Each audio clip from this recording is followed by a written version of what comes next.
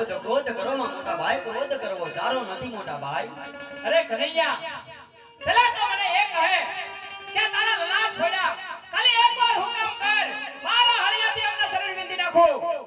અરે નહીં મોટા ભાઈ, તમને આટલો બધો ક્રોધ કરવા અહીંયા નથી બોલ્યા માટે ભાઈ. હું કહું હા કનૈયા, તો મને અહીંયા શા માટે બોલાયો? હા મોટા ભાઈ, હું તમને વાત તો કરું પણ પહેલા મને તમારા જમણા હાથનું વચન આપો, પછી હું તમને વિગતવાર વાત કરું મોટા અરે ભાઈ. કનૈયા, ભાઈ ભાઈની અંદર વાત હોય વીરા, વસનની વાત કદાપી ન હોય મારા વીર. નહીં મોટા ભાઈ, પહેલા તમારા જમણા હાથનું વચન પછી હું વાત કરું. અરે હા કનૈયા, જમણા હાથનું વસન તો આપો, વસનની અંદર માંગવા જેવું માંગજે મારા વીર. લે મારા જમણા હાથનું વસન છે.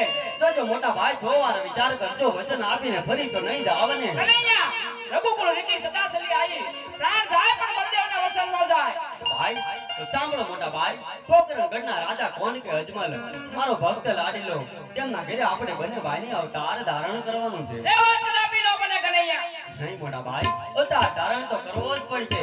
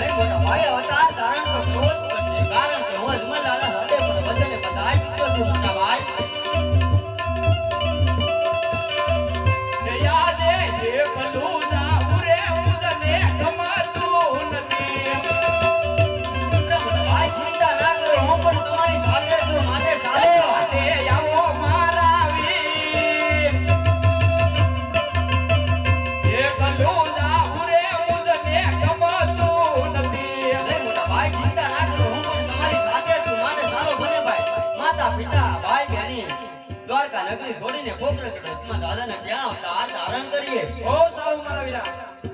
યાદે માતા રે